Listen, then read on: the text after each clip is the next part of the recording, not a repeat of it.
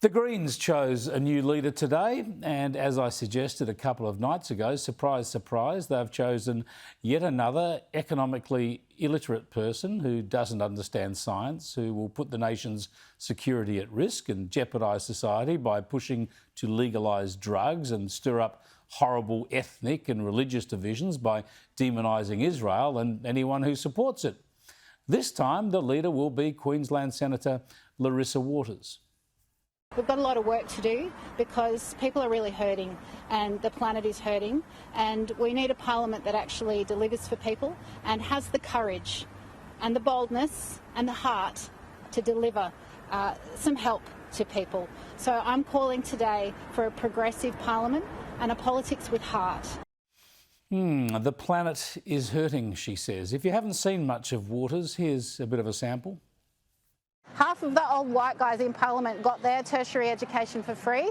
It's about time that we made sure that people these days got their university for free. We have more in common with people seeking asylum than we do with the fat cats in Parliament who are inflicting torture and mental illness and physical illness on innocent human beings. Sorry, the men are talking and I can't hear the witness. Would you mind either turning the volume up or can people keep their side chats down? People are hurting from climate change. This is not some future thing. This is hurting us now. It's not the renewable energy that fails in those extreme weather events. It's the old coal-fired power. Renewables are reliable. They're actually more affordable. They're cheaper. They create more jobs. Yeah, seriously. Reliable renewables. Cheap and reliable renewables. That's how detached the Greens are from reality. Still, it's better than one of the other options, Senator Farooqi, who not only suggests that natural disasters in Pakistan are caused by Australia, but wants us to pay reparations. I've just returned from Pakistan after seeing my Ammi.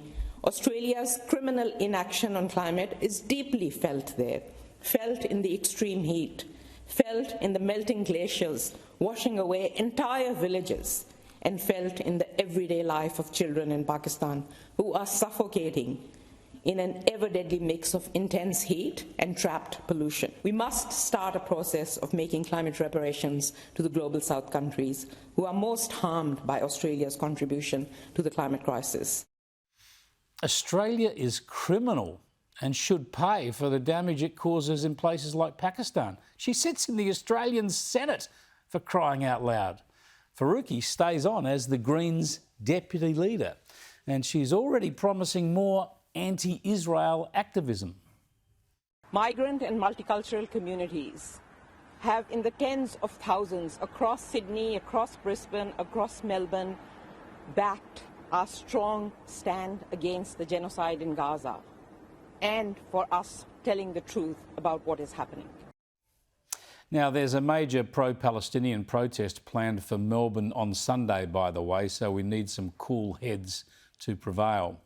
The Greens are such a disgrace on so many levels, and although they lost 3 of their 4 lower house seats, they can't be ignored. Labor will rely on them to get their legislation through the Senate, and the new Greens leader is all over that.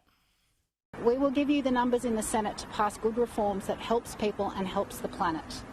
Okay, people elected us to get done, and that's what we intend to do.